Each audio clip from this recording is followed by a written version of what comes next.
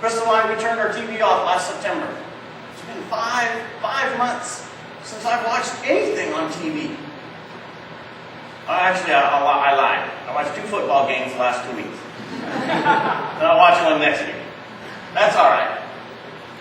But what that does is it gives you that chance to not have that buffer of the TV in between. How many of us have been a long time since we've had just a conversation without anything playing in the background? That's the importance of intimacy, of developing and growing and being willing to stretch ourselves even though we become uncomfortable. And many times, though, what we do is we put our acceptance of ourselves into another person's hands. We give our power away. And we think that if another person really loves us, then we're okay. And when they don't love us so much, we don't feel very good. In other words, the person who seeks all their applause from outside themselves has their happiness in another's keeping. Have you ever put your happiness in another's keeping? And that's hard not to do in an intimate relationship, in your closest, most committed relationship. That's hard not to do, because we want another's approval. Why? Because we want our approval of ourselves as a child. And if we never healed that approval that we didn't get maybe as a child, we still want it as an adult. It didn't end just because we turned 13. Other signs of loneliness, we might develop headaches, stomach pain, or be at a loss for energy. A negative effect of loneliness is that when people experience it, they tend to engage in behaviors that perpetuate us or make the feelings even worse.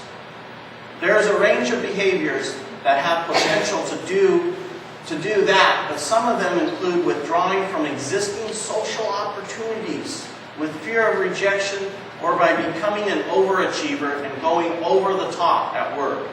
This is where the danger of getting hooked on Facebook or Twitter or emails or instant messages can occur.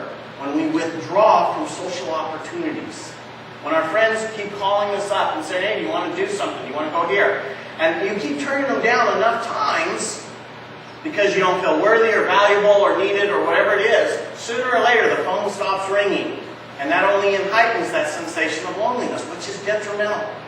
Now here's what's so important of why it's important that we shift our past beliefs in the present so that they quit determining our future. Here's what psychologists have found, and I find this just awesome. Psychologists have found that thought patterns used to recall the past and imagine the future are strikingly similar. Using functional magnetic resonance imaging to show the brain at work, they have observed that the same regions activated in a similar pattern whenever a person remembers an event from the past or imagines themselves in a future situation.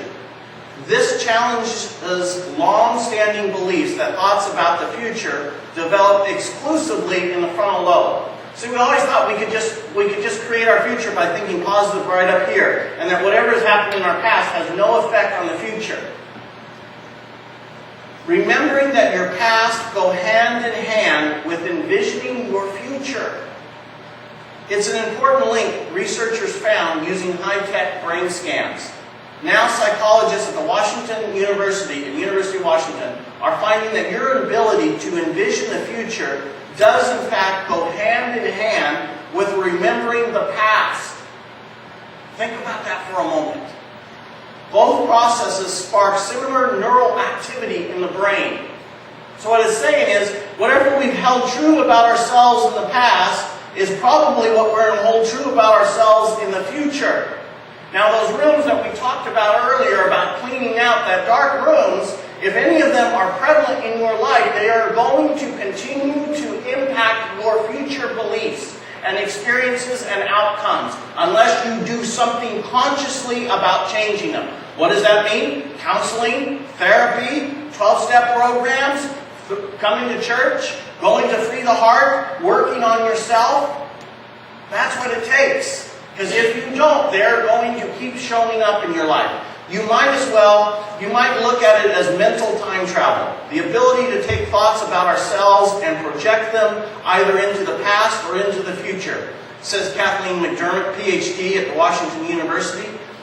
The team used functional magnetic resonance imaging to see brain activity. They asked college students to recall past events and then envision themselves experiencing such an event in their future. The results, similar areas of the brain lit up in both scenarios.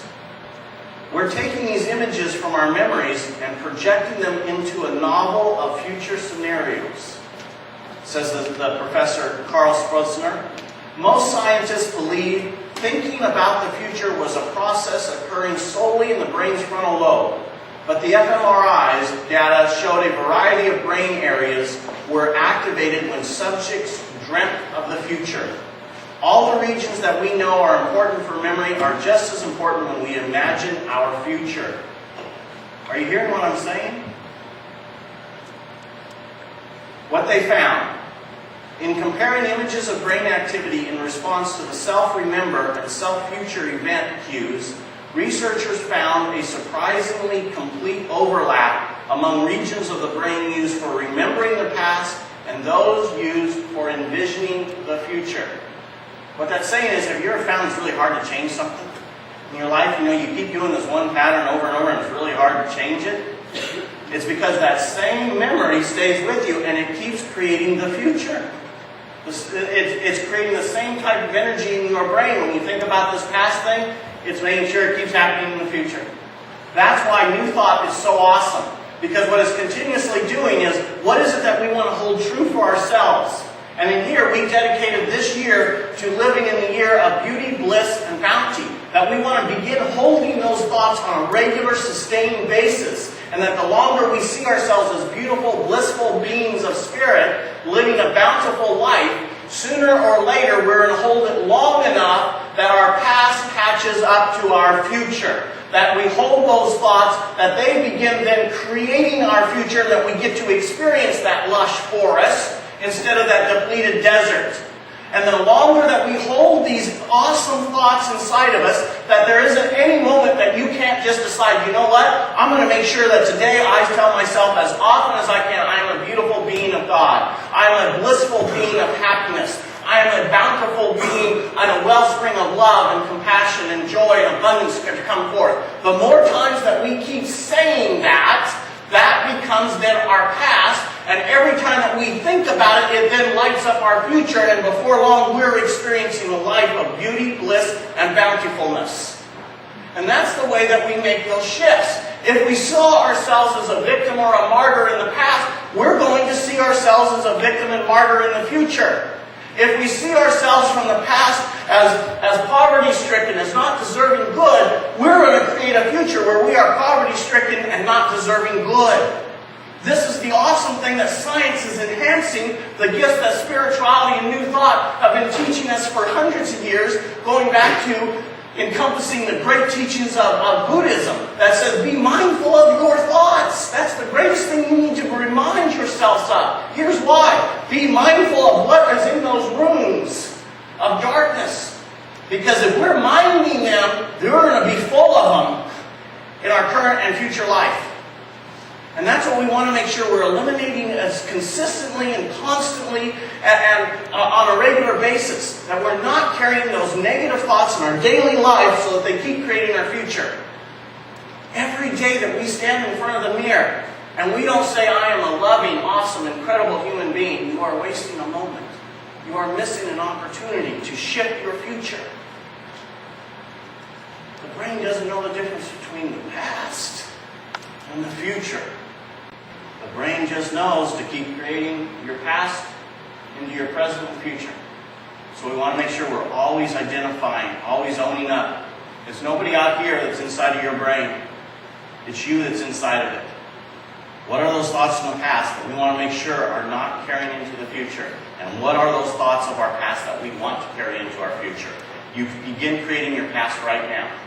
I want you to touch your heart and say, I love and accept myself unconditionally. Say that. I love and accept myself unconditionally. You just begin creating your past.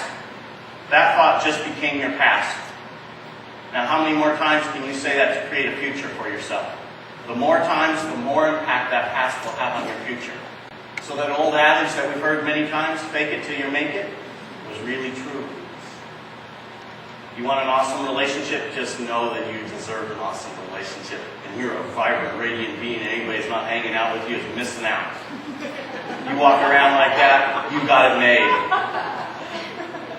You're in a relationship right now, you wake up in the morning and go, you know what I want to do? I want to make sure that we do something and share something that creates a little more intimacy, a little more depth in this relationship. I want to learn something new about my partner, even though I've been with him for 40 years. One new thing, one new memory. Tell me something from vacation. Tell me something from your childhood.